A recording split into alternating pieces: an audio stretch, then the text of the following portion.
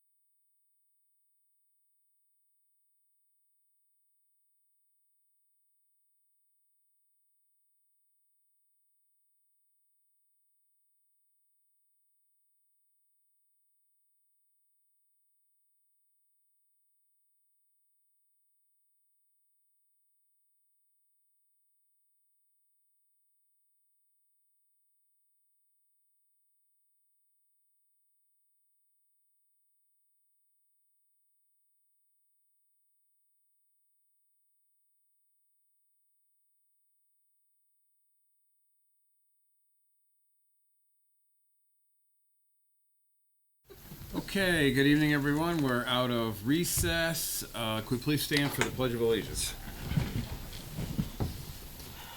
I pledge allegiance to the flag of the United States of America and to the republic for which it stands, one nation, under God, indivisible, with liberty and justice for all.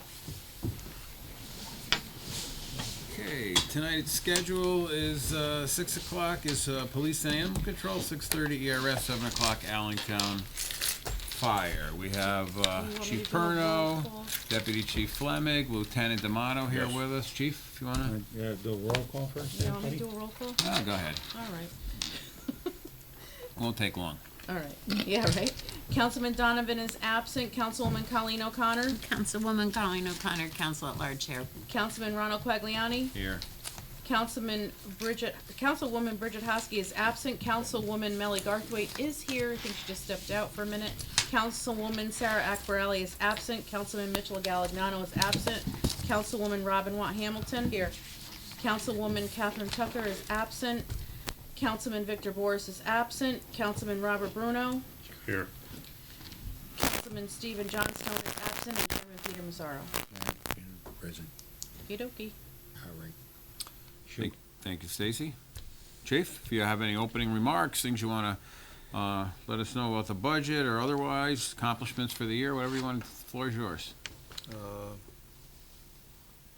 The accomplishments are that the men and women of the West Haven Police Department are doing an exceptional job, and I am very proud of them. That's the best that I can say right now, is just to give them acknowledgement. I'm here representing them, but they do all the work. Great. All right, so let's get into the budgets. Page 65, it starts, 65, 66, 67, 68, 69, 70. And then there's some capital non-recurring and capital projects, too, for the police department.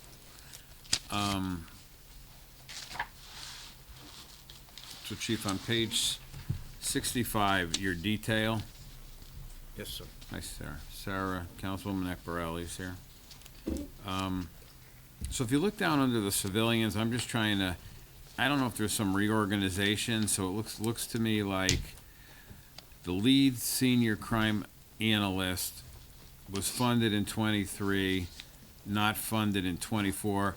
I just want to make sure that this is intentional, because we've had some adjustments where things weren't exactly in the order that the department had wanted to be. So I want to make sure that that's true, that we're not funding that this year, and now it looks like we're funding a lobby window clerk that wasn't funded this year, that's funded next year. That is correct.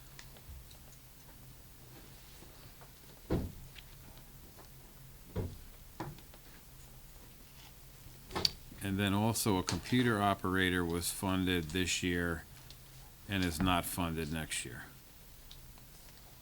With the reorganization in the record room was the removal of the lead senior crime analyst. Right. A lot of that stuff is done automatically with the computer system that we have. We found it necessary to revisit the lobby window meet and greet, if you will, person, and we negotiated that position back. And we are in the process of, because we had some people leave, we are in the process of hiring for the full complement in the record room. But the listings of the positions as you see in the budget is correct. Okay. And it looks like there's a request for one additional patrolman, right, from 76 to 77, or? Well, we were at 77, and the increase now would be going from the 3 captains to the 4 captains.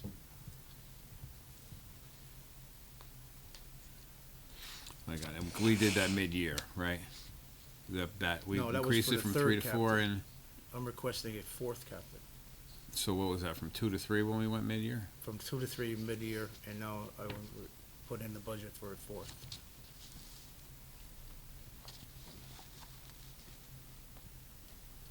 Yeah, I'm pausing because the detail's confusing. It says that there was 4 approved for 23 and 4 approved for 24, so that's not true, right? No, it says approved for 23 was 3. It went from 2 to 3. The request is 4, and the recommendation is 4 for the captain spot on the, Oh, yeah, I'm looking at the wrong column. All right. that's okay. I've never seen these budget books before. That's why I have to get So, I know, you're new to this. I have to get acclimated to it. So I'll ask you one other question, then I'll defer to others, but, because it's something that's near and dear to me. Infrastructure is near and dear to me, but specifically the traffic control signals. So I think the last time these were updated was probably when I was a traffic sergeant, like, long time ago, like 25 years ago. Some of them longer. Right, and I know the technology's outdated. I know that the city looks like it made an attempt to put this in the capital budget, but it's so they have in the capital budget, traffic control signal box. Traffic controls approximately 6 intersections each year, and they funded each year for $250,000. So I don't think you're gonna get a traffic light for $40,000. It's probably more like 400,000 or 500,000, so, have you had any discussions regarding those? Absolutely. Not sure you want to hear it, but I will No, tell I you. do, I mean, I do. I mean, it looks like, again, the numbers here won't work. I mean, you could probably, you could probably put 3 of them together and get 3 years' worth of funding and get 1 traffic signal intersection done, but, Very close, very close. Of that $250,000, that first year, we took 17,000 and did a study. We had 29, now we have 28 because the state took Route 162, which is Beach Street and Prospect. They took that for themselves. It's on a state road. So we're down to 28 traffic lights, intersections. Some of them are multiple lights. The gentleman that was doing the research on them opened up some of the traffic boxes, and it would be a little envelope inside with the schematics and stuff. It was actually dust that he couldn't read it. It's a good thing that the traffic division had a secondary blueprint in their possession, and he used that. He categorized them into all kinds of criteria to set them up, and traffic flow, as well as the condition of the signal itself. And, for example, we didn't even really consider the traffic light that he said was the worst, and that was Malloy at Pheasant and West Spring. We didn't even think, it was furthest from our mind, but he said the condition of the box, the pole, the guide wires made that a primary or priority one to do. So that was an eye-opener. He also broke it down into phases and taking that criteria and breaking it down into the phases. I believe he had three phases or four phases? Four phases. And it was like $6 million a phase. So with that, we brought that to the Corporation Counsel's office, and the gentleman gave us, some guidelines as to how to get this funded. So we brought it to Corporation Counsel, and I believe it's going to be presented to SCROG, and there are other avenues for funding also. But it is a daunting task to get it done. The gentleman that did it was, at one time, the traffic manager for the city of Bridgeport. And he got every traffic, control for the intersections done with no taxpayer money. It was all through, state grants, et cetera. So it was very, very helpful. And that's, when we first came up with the 250, that was without anything, knowledge that he gave us. He said that as soon as you hit the ground with a shovel, that entire intersection has to be up to code. Your handicap ramps, your timing, the spacing, you can no longer have them on the UI poles, regular telephone poles, that have to be standalone. So it was an eye-opening experience to have this gentleman give us that presentation. So we hopeful that we may get some grant funding? I believe the last that I spoke to Corporation Counsel, it was going to be presented to SCROG. But that's one of their expertise as far as funding for infrastructure. Would you like us to rework those numbers? Well, I mean, I'd love for the chief to say, yeah, that SCROG is gonna fund the project, but I mean, yeah, I mean, ideally, there'd be no sense going out, I mean, this year's number is really the one I'm looking at, cause that's the one that we're gonna go out to bond for, right? So if that number really means nothing and it's not gonna buy us what we need, then I would probably try to rework it. Yeah. We should probably have, we need is the full cost of the project in here. I think that, and, split by bonding and grant. He averaged it out to, each phase was just over $6 million. And we need to decide how long it's gonna take us to do a phase. That's and when we're $24 gonna million. start, All those kind of things. Figure out how it fits into this annual sort of thing. I'm not sure if he went that deep into it, Well, we're the ones that pull trigger, right? right? Yep. But that's based on the funding. So is the, We should probably talk later. yeah, and you could share the study, if you haven't already, I think that'd be probably a good place to start, right? Okay, thank you. Anyone have a question for the chief? Go, Councilman Bruno. Thank you. Chairman.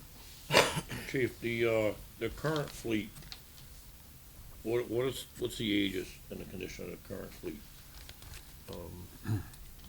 The 10 frontline cars are 3 years and or younger, not including our K-9 vehicles. We have some vehicles that are 13 to 15 years old. Our administrative cars and our spare cars are the oldest in the fleet. We're getting to a point where, years ago, we were putting $1,000 into a $500 car, and I'm afraid we're going to get to that point if we don't get the replacements.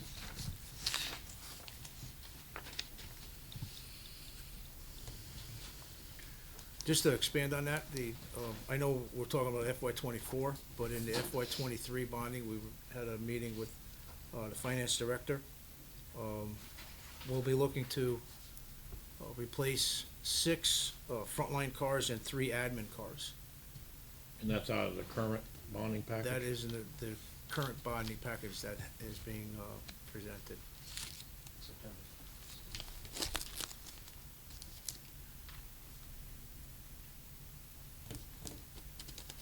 And then, what about the purchase of the ticket printers in each vehicle? That's a state mandate that each vehicle that is in the possibility of issuing a citation has to have one of their authorized printers. And the cost of that is about $30,000 in itself, just for the printers. That would outfit all 10 frontline cars? Um, we're trying to get the ones that we purchased new outfitted with the, printers, but the problem that we have is the ones that we are not replacing, that are used for that also. These are things that the state drops on you with no avenue for, funding recourse.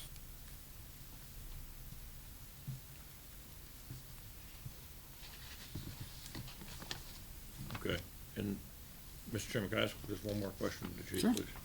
What about the, when, Councilwoman Hotsky had brought up last go-around about an increase for the crossing guards? Did anything ever come of that between the Yes, city council or the city or the police department? The request was for $1 raise because they were at minimum wage and we could not get anybody to, work I remember, as a yep. crossing guard. Yeah. I believe that it's continuous. Is that how the council understands it? That's how I understood it, $1 over, Minimum wage. minimum wage? Because minimum wage goes up, either June or July. So I think it goes up to $15, which is where the crossing guards are now. So I would assume that if it would be continuing what Councilwoman Hosky had mentioned, it would go up to $16, meaning $1 over minimum wage. Thank you, chief. Nothing else right now, Mr. Chairman. Chief, I want to follow up on Councilman Bruno on the vehicles. So, my understanding is that Ford Explorers are like not only incredibly expensive, but very difficult to obtain. I think they opened up the Ford opened up the window for 2023 vehicles like last week, and they already closed it. So, what are you going to do for vehicle? I know I'm struggling with the same thing. So, how do you have a resource that? I mean, we could fund the cars, but if they're not available, I mean, what have you found out there? That is a problem of getting them. We have spoken to several people, including UNH's problems also, and unless you're in the I want 30 cars, you're just gonna be put down at the bottom of the list. So I think what we're gonna do is talking with the finance director and Mr. Spryer is bid them and have someone actually tell us when they can get them to us so that they're turnkey on the road.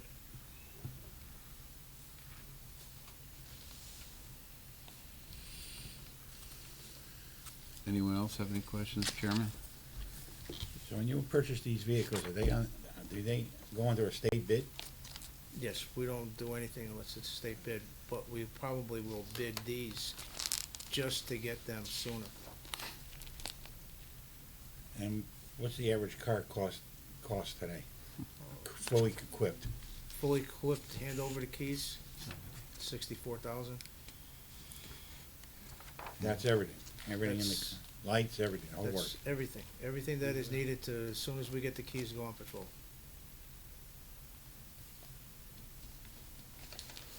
That's up $8,000, that's up $8,000 increase per vehicle by Ford, not the dealer. So when you say you're gonna go out to bid, you're gonna go out to bid to dealers to bid on it, or other vehicles? We're gonna stay with the Ford Police Interceptor SUV, but if we think that we can get them faster and at a better price, we're gonna go out to bid. And I don't think anybody's gonna come up with a better price, but we're more looking for a timeline. if the price is lower, that's all the better. Yeah, sometimes I found when I went to state bid, the state bid was higher than some out there for a bid. In some instances, yes. Yeah, and you get it quicker. All right, I'm done. Thanks, chief. Anyone else for the chief?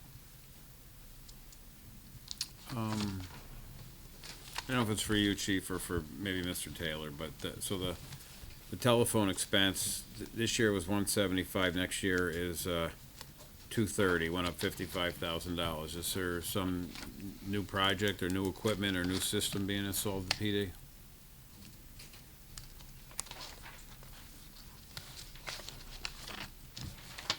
You're talking under, police admin, 51210? Yeah, telephone expense. 50? Yeah, 175 this year, 230 next year. That's just, I believe that we did that, based on history.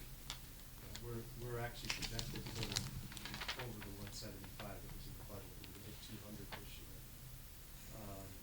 And then we trended it. If you look at back at FY '22 actual was 232.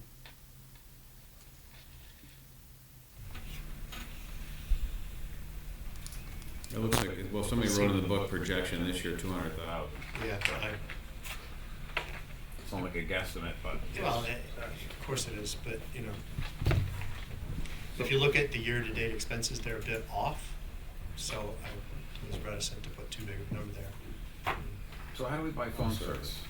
Is it a bundle? I mean, each thing you get is this major bill and you break it down into city hall or police or board of ed or fire? How's it work? I believe that some are different services, that because of the different needs.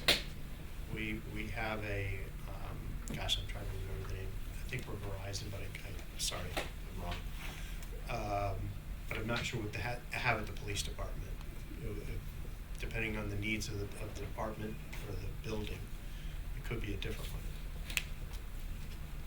And the connection for the MDTs, that wouldn't be included in this line item, would it? No.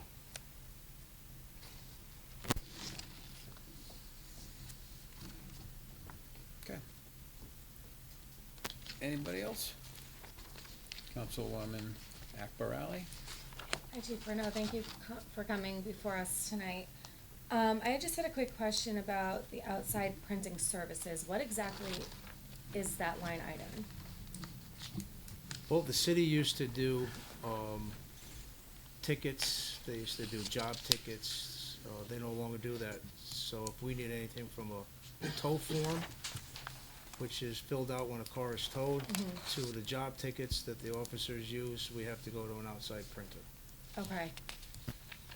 And also, the line item 131, other rentals, what are the other rentals that you're, That, covers copy machines, okay. et cetera.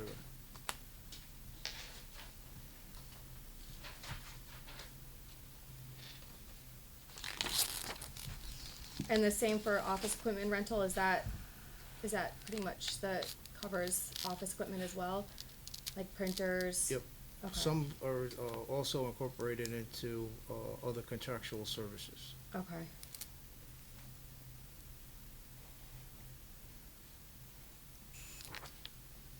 And that's all I have for now. Thank you, Chairman. Thank you.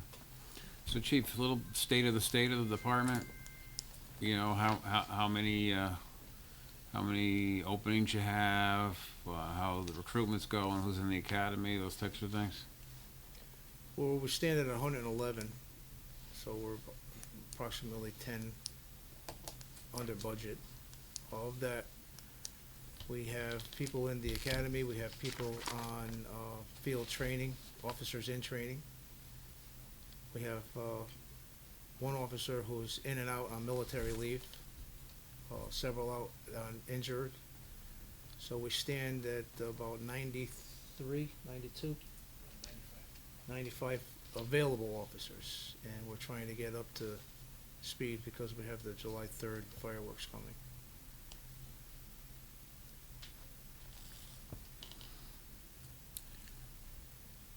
And do you have an opportunity to now reach to the bench, like, you have a supernumerary program now? I was just gonna get to that, but thank you. We started it, it's, a part-time officers who have completed a minimum of 20 years on the department and they have left in good standing.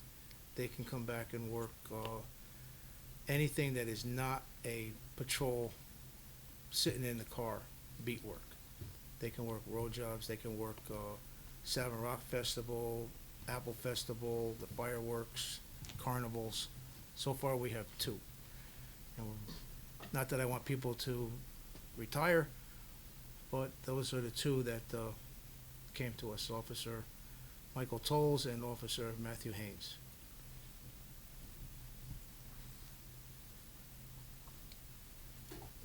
And they have to retire from West Haven or any? Nope, just West Haven, has to be West Haven.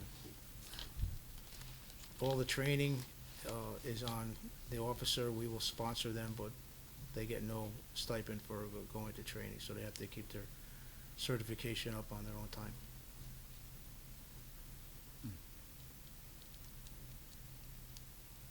Something you're considering, Mr. Chairman? Yeah, my free time, maybe, Mr. Bruno. Thank you. Anyone else for the chief? All right. I think the deputy chief has a form you can fill out now. if you- Yeah, I'm good. I appreciate the offer. Thank you. Chief, thank you very much for coming in front of us. I think there's no I can more do questions, so. I'm usually here for animal control also, so. Oh, all right, good. Well, okay. Well, animal control's combined, right, Stacy, at 6 o'clock, so. That's right. So animal control is on page 69 and 70. If anyone has any questions. It's like the staffing is the same with 4 humane officers. Yes. Councilwoman O'Connor? I know someone had complained to me, so I called Jermaine. Is the phone at the pound working now? No. It's still not working, cause he had told me that he was able to get the fax to work, to ring in. I don't know if they know that the fax works, but we use their cell phones. So how does? They can call from desk to desk, but not from the outside. So how does the public get a hold of them then? They usually use either Facebook or they'll call the 3900 number. Okay, thank you. I'll check back with Jermaine.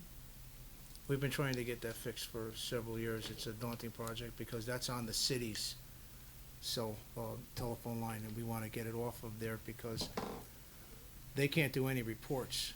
They have to come to the PD because of the connectivity. There's no connectivity from the PD to animal control. So if we get them off of the city's phone system and put them on with ours, and that's another project that is going to be, I think it was in one of the capital plans for $125,000. And we haven't had anybody that was willing to come and look at our system to even give us an estimate as to what we need, what we have, if they can use it. And now that you're saying that, that's kind of what Jermaine said, that the systems were mixed up, and that's why he was able to get the fax one to work, because that wasn't on the city system. Correct. Thank you. I'm done. Thank you for being done. Any other questions about animal control?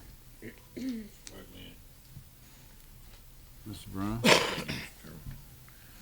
Chief, the uptick on the wages, is that all contractual? The animal control officers are members of the police union, so the increases that are negotiated affect their salaries also.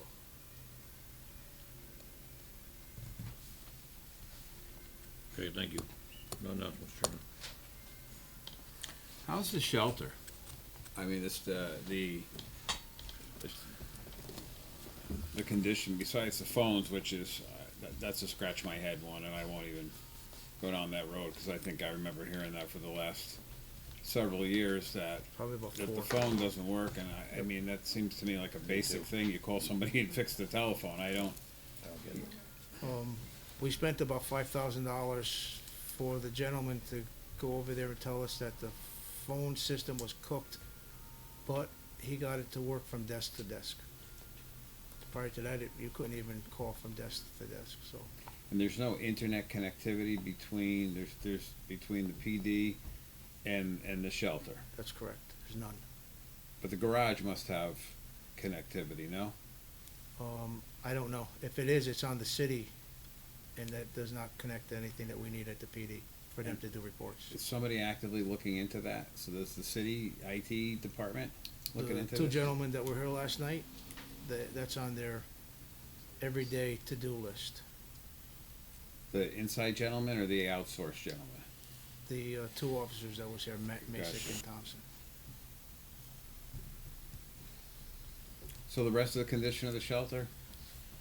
There are some parts of it that are showing age.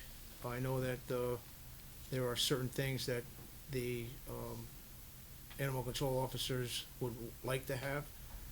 I know that they've looked into funding for guillotine doors so that it's safer to get an aggressive dog out to exercise and back in without having to kind of contact with him or her and contact with other animals. The heating and air conditioning has always been an issue. That's also being looked at with the same project and same funding for the guillotine doors and the upgrades on those. I know that they lost those two little areas out by, because we had the gasoline tank put there when they were doing that at the city garage.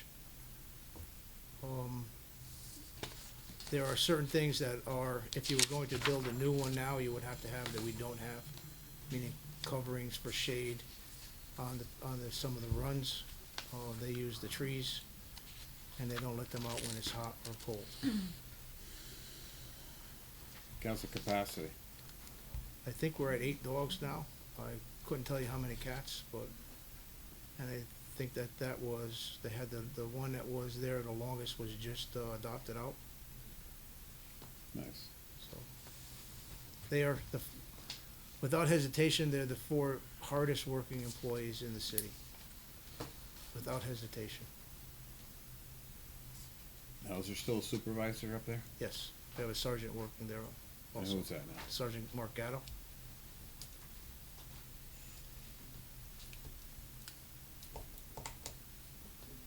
Chairman?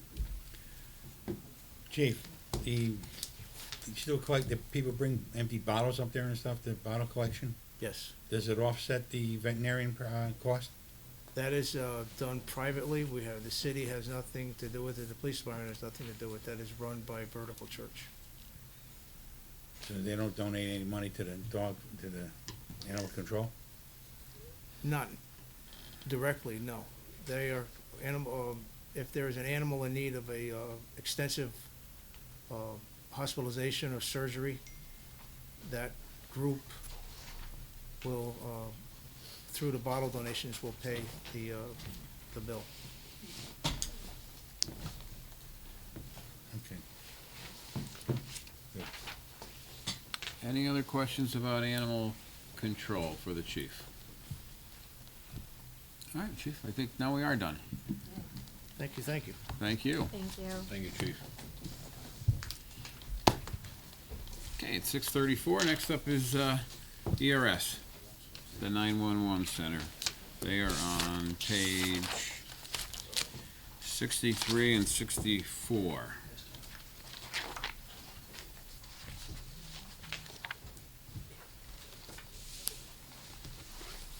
Hi, Jen. I'm excited that I can reach the podium.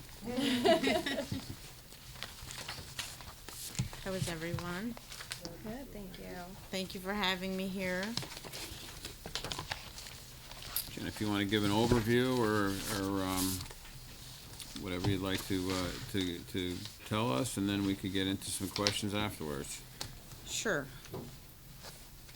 I do have some opening remarks, and I did sort of jot it down so I didn't really mess it up, to be honest with you, so don't mind me reading from it. So I have some information for all of you, which I think will help educate you and give you some informative information, which really will help with the major questions that seems to come across most of the department's budgets, which generally is the cost of overtime. I gave each of you a purple folder, and in the back, towards the back of that purple folder, should be a document for you to review at your leisure. It is a press release. And the press release that was issued on February 28th of this year by the International Academies of Emergency Dispatch states that adequate staffing is one of the most significant issues facing nearly half of all 911 centers across this country. The survey responded 774 911 agencies in 47 states across the United States. If you look at bullet point number 3, that's the most important bullet point and the most upsetting data that I've seen in all of my years in 911. It states nearly 1/3 reported a stunning vacancy rate in 2022. It continues on to page 2 in stating that nearly every respondent in this study reported a loss of employees in 2022 for a total of 3,952 staff departures across a mere 774 centers in only 1 year. It's extremely alarming rates for 911 centers nationwide in this country with regard to staffing shortages, and is the highest vacancy rate in the history of 911. I bring this to your attention because I believe it's very important data.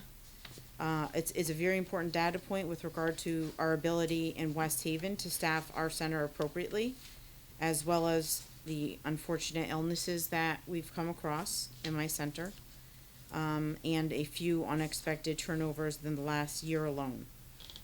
Due to this reliable and dependable research by the Academy, along with my own departmental statistics, unfortunately, it has caused our overtime costs to rise. However, I will give credit to where credit is due, and my hardworking, dedicated, trained, and certified dispatchers in West Haven have not had any disruption of service to any police or fire service throughout our entire year. I anticipate the 2 newest trainees that I have to finish their training around September, at which time they'll fulfill the last 2 vacancies that we have had. I hope to stay at full staffing capacity from that point forward.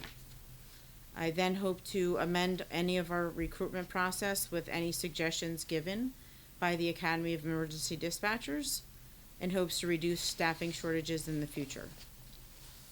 That being said, I just wanted to enlighten you on some factual data that I found rather interesting, informative, and important. And I'd be happy to answer any questions that you guys have regarding any part of the budget.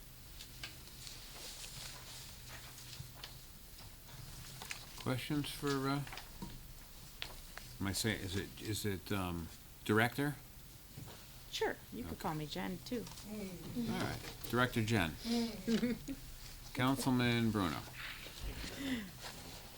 Jen, thank you for coming before us. Thank you, sir. I have a couple of questions for you. We having any problems with retention? So we did unexpectedly lose 2. One wanted to start a family and move to another town way further upstate Connecticut. So he moved with his wife, who got a new job upstate, and start a family after getting married in October. So that was unexpected. And then one due to a illness also left. That was also unexpected. And then I had a deceased party. Yeah, I'm sorry. Yeah, I'm aware of that. Okay, so the overtime, I see that. That's Mm-hmm. speaks for itself. But when you look at regular wages, and you see projected, and you get in the year 24, there's quite a bit of a jump there. Are you adding a dispatcher, or No, we just replaced the one that was deceased and one that left. So while he was out, at that time when he He was wasn't, on long-term disability. right, you backfilled it, and that's where the overtime went, right? Cause you'd have to backfill. Yes. Okay, thank you. Nothing else right now, Mr. Chairman. I did also, not to cut you off, I did also provide you all with, a single piece of paper also towards the back. And I labeled it helpful information for city council members, not to be rude, but to help in answering any of the questions with regard to specifically what, Councilman Bruno asked regarding certain dispatchers that were out on certain periods of leave and what that might have, come into play with the costs that rise. Thank you. You're welcome. Jen, what's DSAT mean? DSET, What's it stand for? Department of Statewide Emergency Telecommunications. Okay. Tell me again how this budget is shared, percentage. So the city pays what and the fire districts pay what? 45, 15, 15, and 15. 45, 15, 15, and 15.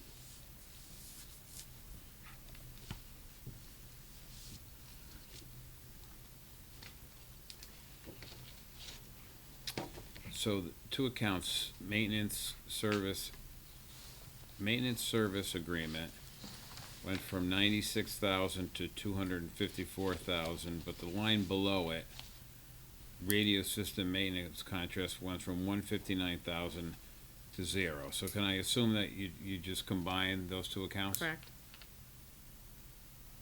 Plus, we also had a reduction. Last year, we had to pay for the radio to be brought up to current speed. So we dropped a good 60 grand there, when I bargained it down from 221 to 159. And then, part-time payroll went from 5,850 to 23,007 next year. Why the significant jump? Well, the part-time, there was two issues with the part-time payroll, right? That's what we combined. So the part-time, there's a part-time dispatcher, and then it was sort of entered inappropriately. It should have been under part-time assistant for myself, not temporary payroll. So we sort of combined the two. But the part-time dispatcher, his wages were increased last year because he took extra shifts when we had all of our staff out sick. So his normal wages went up a little bit. But then it goes back down to what he normally would get. And we just added to that the part-time assistant for wages. That's for 6 months. So that line item, part-time payroll, has two individuals, a part-time dispatcher and a part-time assistant? Right, just one part-time dispatcher though. And what's the assistant, like an admin, or? Yeah, she's it was just meant to help me 3 days a week. And they're both incorporated in the 23,000? Yes. Okay. Anybody else have any questions for Jen?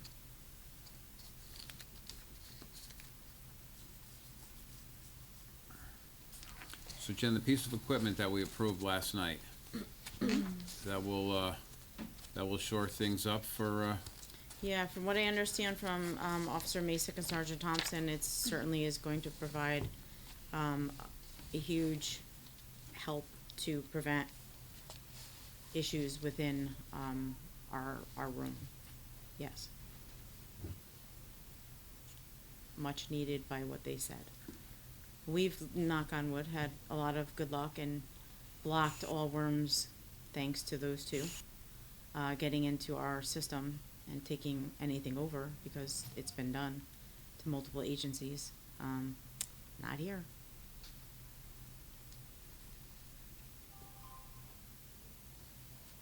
any other question, Chairman?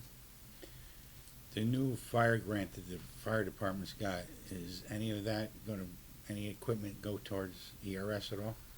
I think maybe, yeah, 2 or 3 base stations. It was still trying to finalize that, but I believe it's 2 or 3. Thank you. You're welcome. Anyone else I could help? Yes. Radio system maintenance contract, what exactly is that line item? So that covers the citywide radio system, that Okay. covers police, fire, public works, Okay, and UNH. very good, thank you. And that covers all maintenance with regard to that system. So if one computer console or one workstation goes down, we Mhm. call the radio company, it's covered, they come out, they Oh, fix the that's great. problem. Okay, great, thank you. You're welcome. And in regular wages, that still incorporates your wages, vacation time, personal time, right? Holiday time? Yes. That's the. It's getting better. contractual- We have, the budget's actually half a page. It used to be Yes. everything combined agree. together, so Looking we're good, actually, we're looking getting better. there. We're making improvement here. We are getting there. Indeed.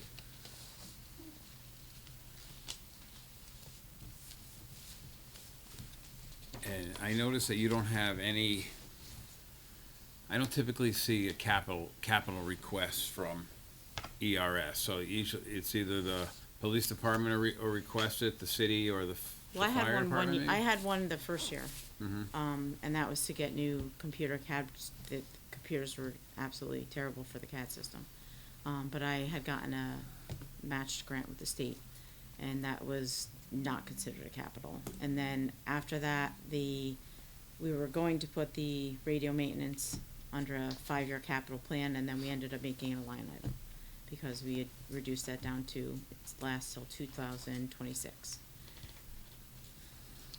And I remember, probably several years ago, there was some push by the state to kind of regionalize our PSAPs, right? Is that, Yeah.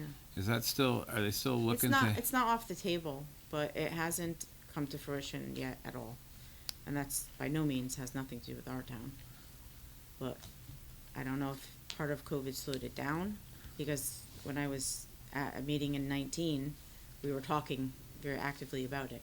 But after that, it just came about, maybe in the end of 22, they started talking more about it. But it's And you not a dead folks would deal. like dispatch for a smaller town or something Mhm. along those lines, and they'd pay you a fee, so they don't have to do it themselves, right? Correct. But that's not a dead deal, it just hasn't been brought up very Mhm. current. It's a territorial war. Hmm? That's a territory war. Everybody wants it in their Mm-hmm. town. West Haven could not have taken that over with the radio system the way it was, I could tell you that. The way it is now, you're welcome, you can. I don't know if it's a good idea. The research I've done, I don't believe that it is. You'd have to have the top of the line everything. Radio, desks, consoles, workstation, room, HVAC system, everything has to be top notch. West Haven's probably got the closest of the close that you're gonna get to it, but still hasn't been talked about, and it is very territorial, like he said. And who's the group that discusses that? Up at DSET, the Department of Statewide Emergency Telecommunication, we all discuss it there. Anybody else? Yeah. Councilwoman O'Connor? Jen, I just want to thank you. I know you had a very tough year last year, I and did. the fact that you guys didn't drop one call is amazing. Not So one. Thank you for all your hard work and for being a good leader for your whole Thank you very much, department. I appreciate it, and I thank my staff, so I'll let them know.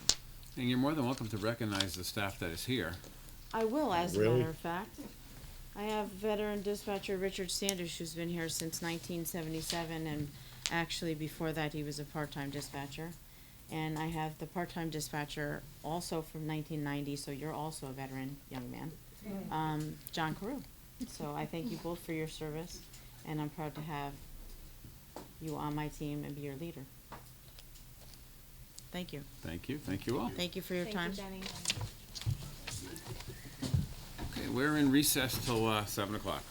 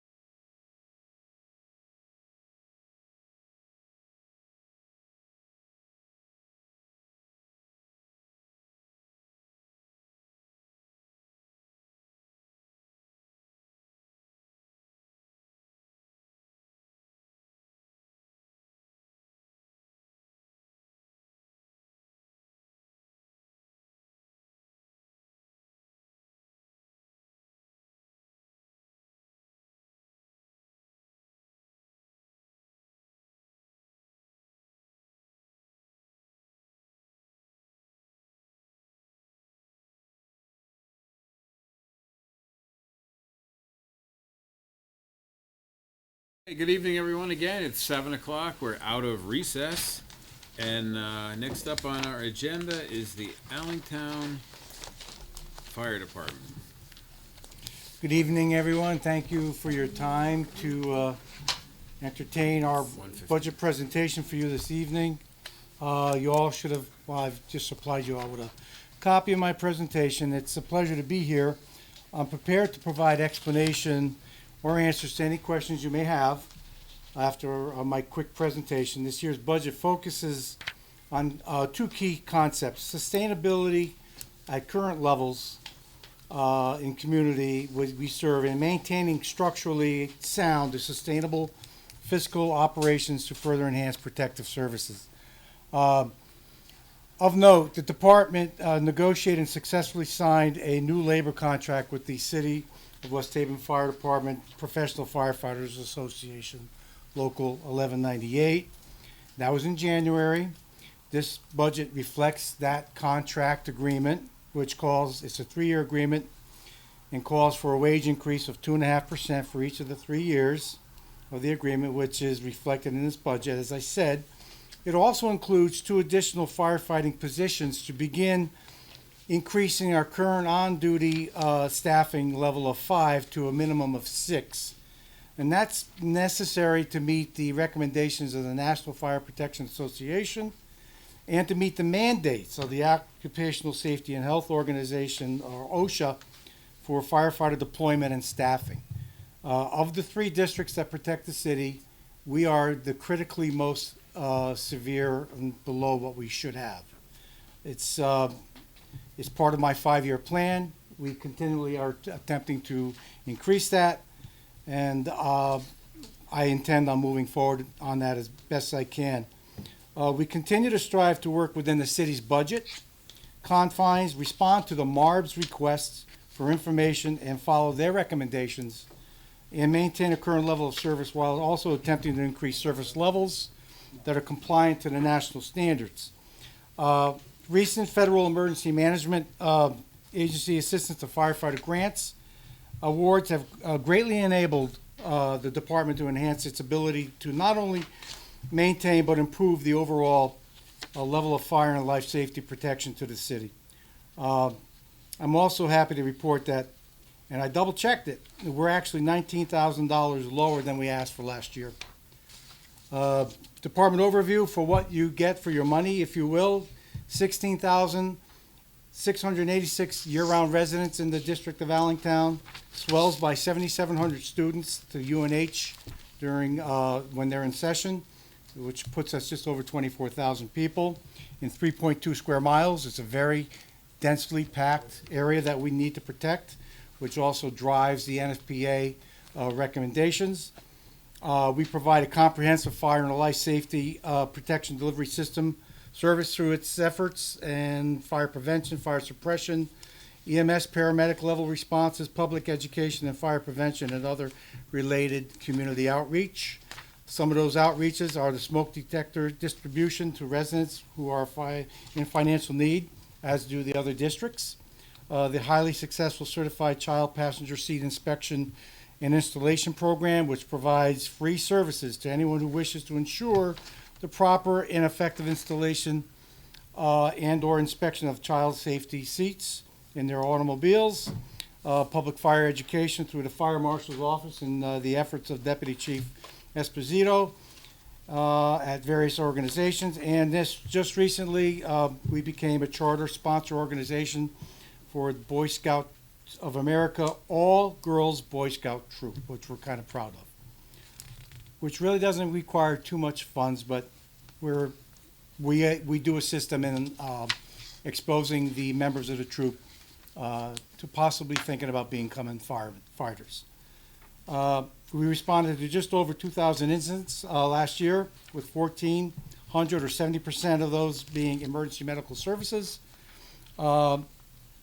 which we expected to increase by 0.5% this coming year. Currently, we operate out of 2 stations, fire headquarters at 20 Admiral Street, which is primarily administrative, but also the base of operations for our volunteer augmented staff through the Allingtown Volunteer Fire Association. On our on-duty on-duty staff operates out of the Minor Park Station at 318 Fairfax Street. Grant award funding over the past 2 or 3 years, which first began with Deputy Chief Esposito's successful acquisition of $571,000 to acquire a new pumper, which we just received over the past 2 or 3 months.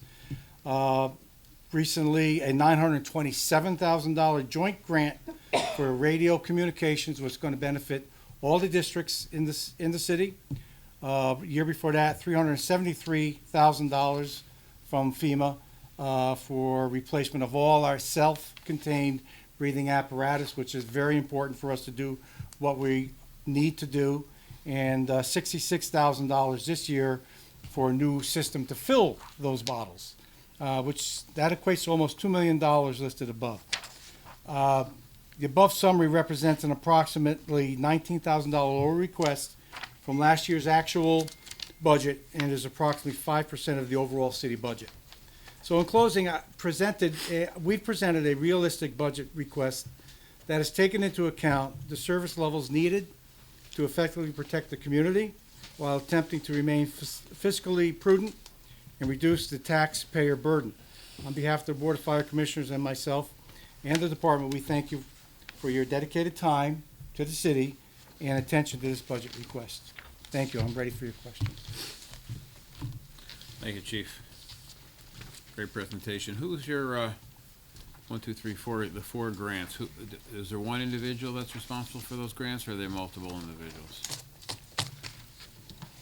Well, let's see. The radio grant, we hosted through the city.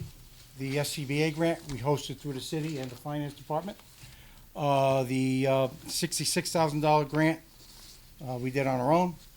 And the $571,000 Chief Esposito got, he did on his own. Yeah, wonderful. Great work, great collaboration. Thank you. Thank you. So let's first talk about, you had mentioned 2 new positions, although I'm not really quite sure I see them in the detail. I see one broken out, says mechanic support, which appears to be a new position. That's a firefighter position? No, that's a straight mechanic, and actually, I apologize for that. You may have a different one, because we have actually pulled away from that for the time being, until we can talk further with the other districts. Actually, the only 2 positions are for firefighter, safe or open positions. We've backed off on the mechanic at this time. So, I don't know if you have our, This is just to increase the on-duty staff, no mechanic. so do you have our budget book? The mayor's I recommended? do, I don't have it with me. I appreciate that. Thank you. We'll give it back. Give it back. If you. I see where you're, 115 okay. is, yeah, 115 is All your right. detail. So, Mechanic you know, support. fire chief, deputy admin, then it goes, it says Yeah. captains, Firefighter mechanic support. We do have a firefighter that fills as superintendent, to do the mechanical work as needed and coordinate all that effort. But that's not a full-time position. So you said there were 2 new positions in this budget, right? Mm-hmm. So I'm just trying to figure out what line they hit. We're not seeing it? It's 20, there looks like 4 added in the FY '23 approved. It went from 23 to 27, but it stays at 27, so either I'm missing something, or maybe those There was a positions were mix-up. added, maybe the vacancies. Yeah. Well, I could tell you that we normally have 20 on staff. That's 5 per shift. Right now, I'm down 2. I need to refill. Last year, I added 1, and this year, I'm adding 2. But that department total is 23, so that's 20 on staff, on the duty staff, and the 3 of us in administration. Deputy Chief, myself, and our administrative assistant. All right, so I'm going, I just want to make, Yes. so obviously the administrative piece is correct. Fire Yes. chief, deputy fire chief, Right. admin, so for 3. And then you have 4 captains Correct. and 19 firefighters for a total of 23, is that correct? That's correct. Well, we have right now 16. I'd like to increase it by 2 for right now. It'll be 18. So it was approved last year, it looks like it was approved, we just had vacancy. So, Can I see that? We were banking on safer, all right. and we didn't get it. So do I back out two Yes. firefighter positions? No, Yeah. one firefighter One position and firefighter one position mechanic? for a total of 18 firefighters, 4 captains, and the mechanic, yes. 18, so that's only 23. That's what 23 is next year. total department manning, which for the deputy chief, myself, and our administrative staff, plus the 20 that we have currently, and I'm adding 2 firefighters, so it's 16 firefighters, plus 2 open positions is 18, and the 4 captains is 22. 22, and then 25 total.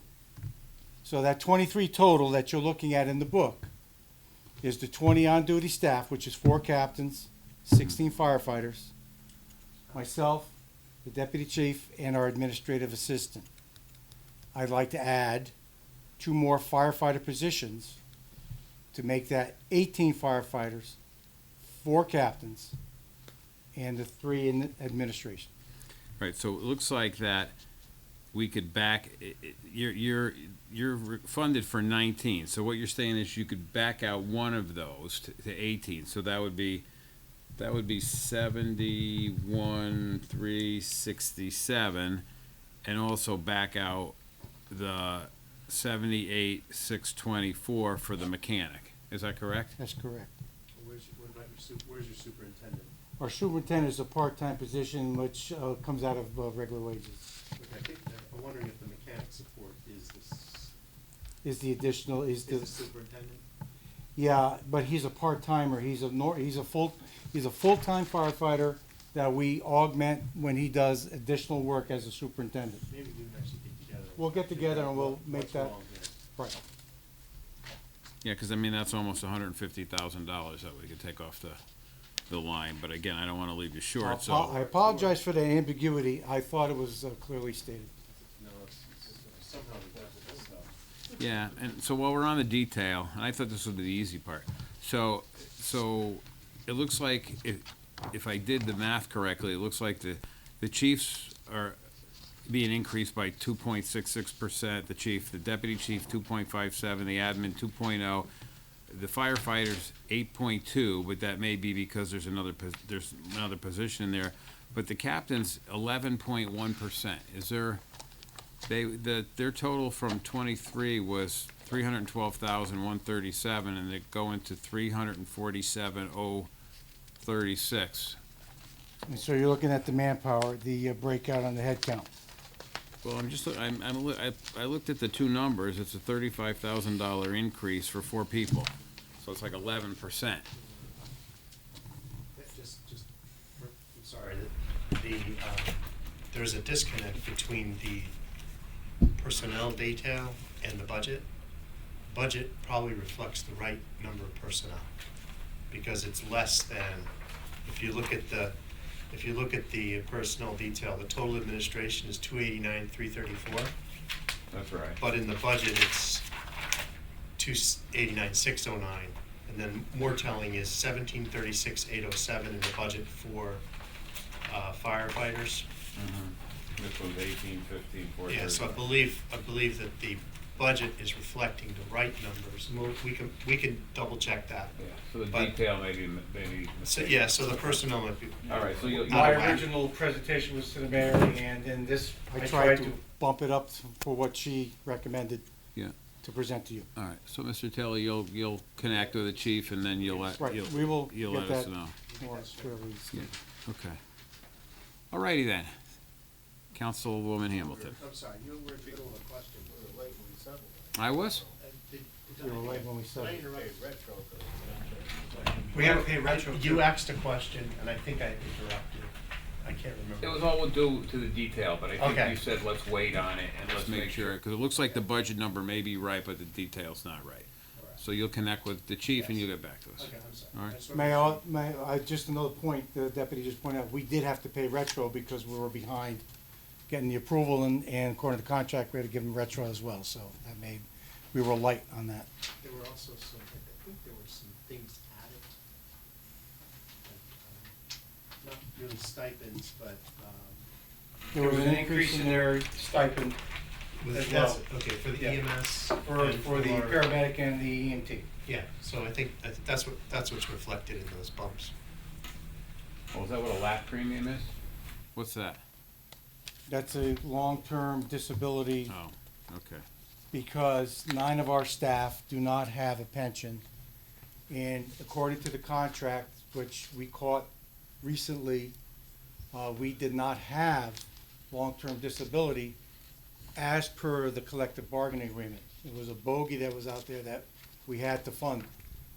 God forbid someone had to act on that, we would have been Okay. in trouble. Councilwoman Hamilton? Yes, thank you, Mr. Chairman. And hello, Chief. Hello, Councilwoman. I thank you for being fiscally responsible with the taxpayers' money and coming in a little under budget. I thank you for taking care of that. Last night, we talked about this hardware that all of us are sharing. And can you just tell us a little bit about how Allingtown fits into that whole scenario? You'll notice in one of the increases on line 55160, PCs and hardware, it's up by $17,500. At the beginning of the year, we reach out to most of our vendors to find out if there's going to be a price increase so we can plan for it. One of the things that we were told by our IT company is that we were going to need new firewalls as well. So I put it in the budget already. I should not have to be coming in front of this body for asking any more for our firewalls, because I already accounted for it in this budget. Great. That's good to know. Thank you for that. Also, the SAFER grant, I was disappointed that we didn't get it. I know you More worked than very hard at preparing the grant. Did we do another one? We did. Okay. Part of our job is to find out where we missed the mark in the request. We did that last year. We responded to it with the previous grants administrator. We thought we met what they were recommending, and it didn't happen again. So we did that review one more time. And essentially, what came back to us without going through the 2 pages of documentation was we didn't ask for enough, because they wanted to know how we were going to sustain it. They felt that only asking for 4 wasn't going to be enough. So we put in for 8. Obviously, that number seemed to have been the magic number because fortunately, and I congratulate the Center District, they submitted a SAFER grant and they were successful in getting 8 additional staff. We did help a little bit. They took my application and I helped them along with that as well. And they got it done in 10 days, but they got it and we didn't, so it's, Well, we'll That's get my it next fault. time.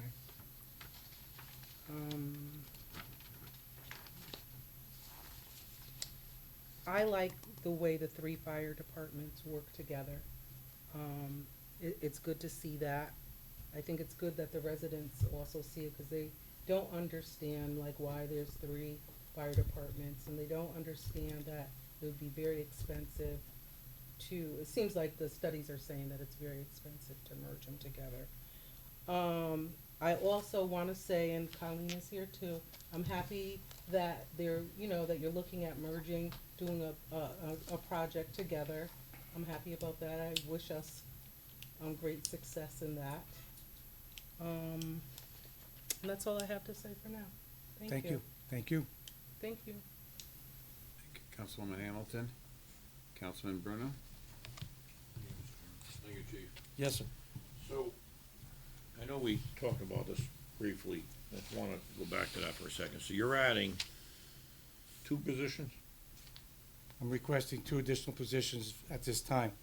And I'm only doing 2, only because I did submit another SAFER, and one of the questions are there, do you have those positions on staff now? And I don't want to jeopardize the ability to win that safer by actually staffing those right now. So you're gonna wait for the outcome of that before you hire those two?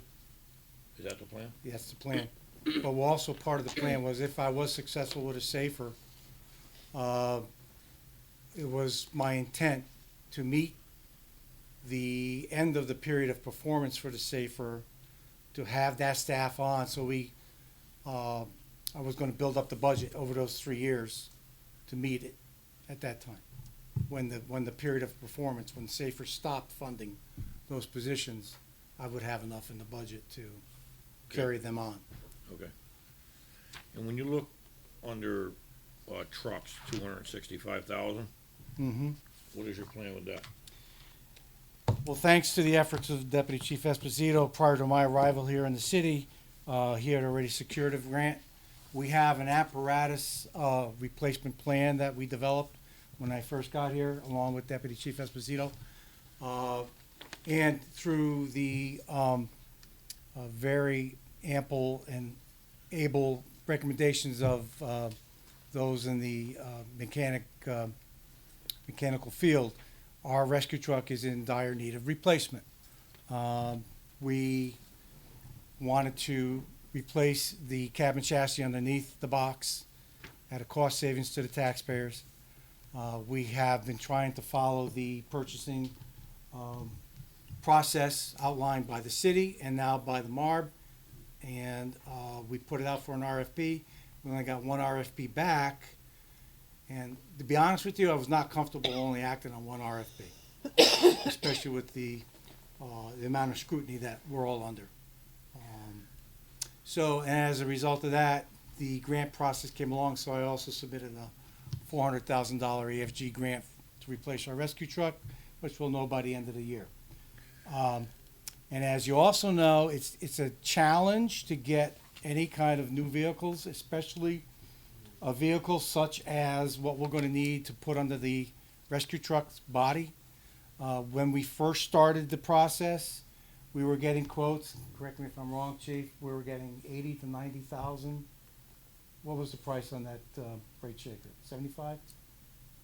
I thought a little over 80, but Yeah. it was It's now up to Prices are 115 to get one. Yeah. So it's like we're chasing, Yeah. we're trying to go through the process. It's like we're chasing that carrot in front of our nose. I'm really excited to see that you're looking toward a different, or I should say, a upgraded rescue in the Allingtown district. I think that's a good move. I have a plan that we did draw up through national standards and recommendations on when you should replace. I made a matrix, and that's what we applied.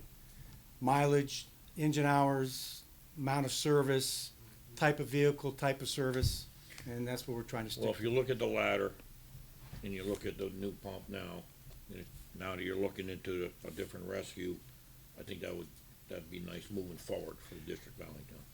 And through other conversations, someone had asked, what do you plan on doing in 10 years? Well, what we plan on doing in 10 years is trying to have a plan in place and begin to fund towards that eventuality of 10 years when we go to need to replace a ladder truck, which who knows how much it's going to be costing. I mean, the cost of the vehicles today is quite scary. No, good job to you and Chief Esposito on looking to move the department forward. Thank you. Good job. Thank you. Nothing else, Mr. Chairman. Anyone else for the chief? Councilwoman Garthwaite? Hi, Chief. How are you? Good, thanks. I was late. I was at another meeting, so this may have been already answered. Educational reimbursement, you had nothing in, 22, and now you're asking for 115,000. What is that? The educational reimbursement is for the acquisition and the maintenance of certain certifications that our firefighters are required to have. And I'll give you an example. It's paramedics. All the districts have paramedics. It's a lot of work for them to even, not only get it, it's $11,000 to even obtain to go through class for it, but to maintain it They have a lot of time they have to do every year. So we give them an extra $5,500 for a medic, and that was in the contract.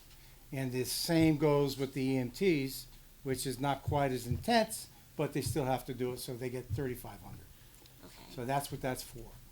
We didn't do that in 22. In 22, it was, we're not sure why that was happening with the educational reimbursement. It was putting the wages. Coming out of the wrong line. It was coming out of the wrong line because it was coming out of regular wages because it has to be taxed. Okay, It has to be accounted for to the federal government. okay. All right. And We're then- working on that with finance, Okay, because we've been asked that question. We're going to straighten that out. okay, thank you. Just, one last question, not sure if it was asked yet. You have something here, unallocated contingency. It was 24,000 in 22, and now it's up to 175. What's that?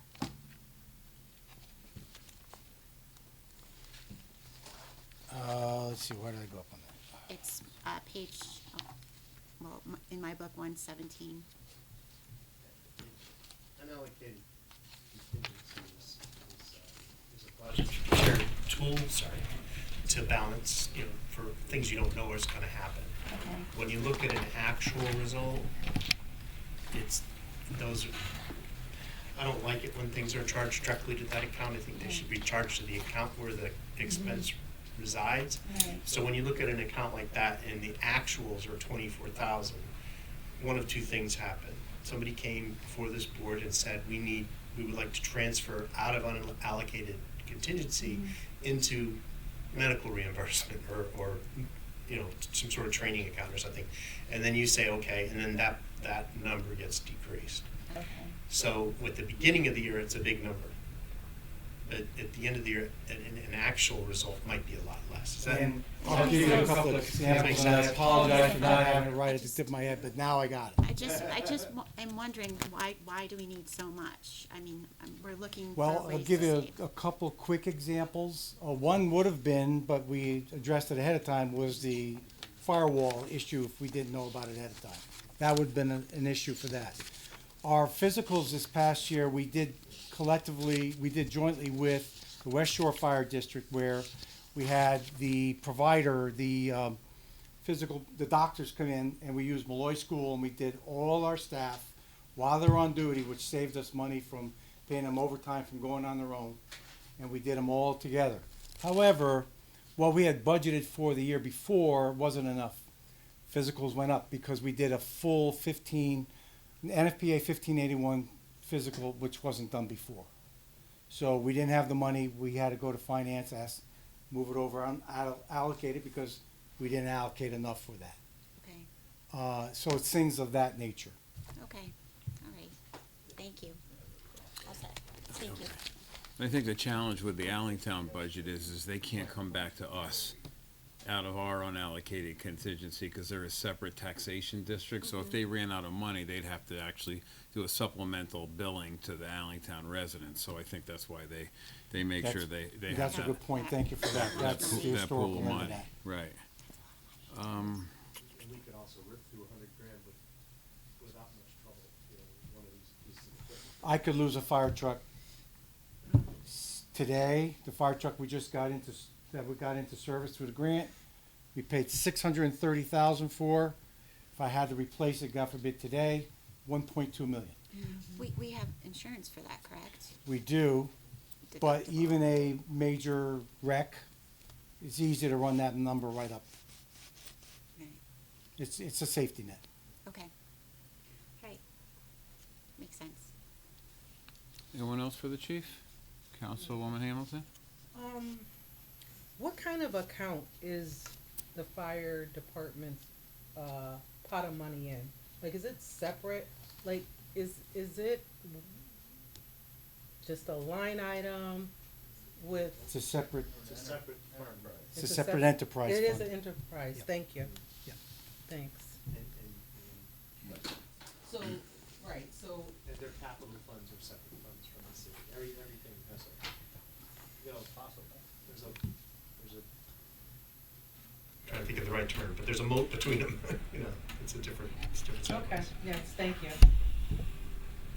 Chief, Allingtown capital projects, is that money for projects you're gonna do, or is that debt service for projects you already did? That's gonna be for projects that we're gonna do.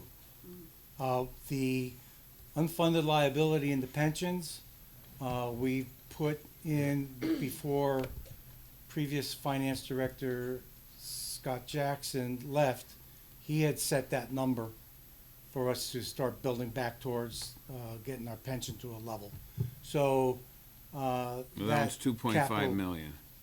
Mm-hmm. Pension and unfunded liability, 2.540 million. So this one's 500,000 capital projects. So what are the I'm projects? trying to build money towards a new fire station.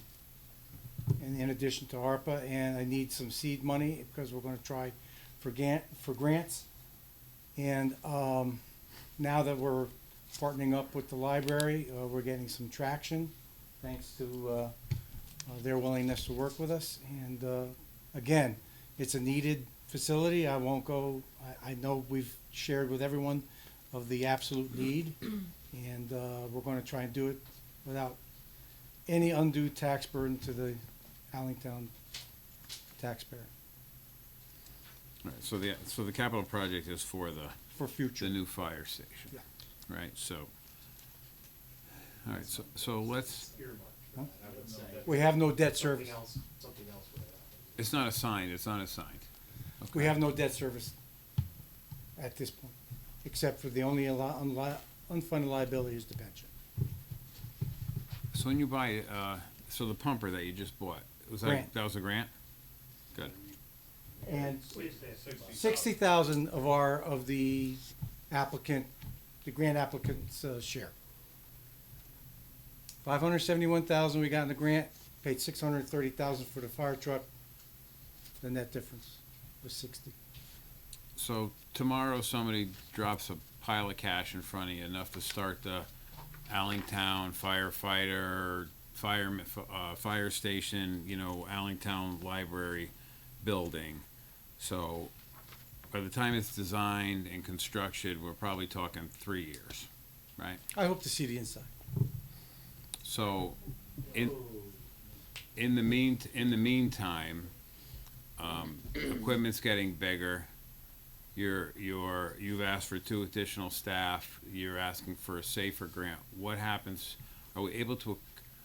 We're going to have to, but is there any modifications that are going to be needed? And that seems to me like throwing money out the window. But in order to incorporate those individuals or equipment in the existing houses that you have. Let me understand your question one more time. You're wanting to know if someone drops money in front of me. You have 3 years out at the Yeah. minimum before For a you new have a new station. station. Right. But we're still moving forward, as you should, with opportunities for new equipment and additional staffing. Yeah. Could your stations accommodate that? Our stations, we can accommodate at least one more staff at the Minor Park Station. If it got to a point where we didn't hire a female, which I'm also trying to do, I may actually have to split the staff with 6 and put 2 at the Admiral Street Station and run with the rescue truck only out of there. That would be the challenge. And that's not the only drawback we have with that station. We're not meeting a lot of ADA, and we're not meeting OSHA recommended separation of the contaminated gear. In fact, a meeting with Mr. Carney from the ARPA committee to look at modifying some part of the station with some of that money to put in a gear extractor and do some isolation because it's that critical. Okay. Thank you. Anyone else have any questions for the chief? I'm not seeing any other questions. Thank you, chief. Thank you all for your time. Okay, tomorrow, we start at 6 o'clock, and until then, we are in recess.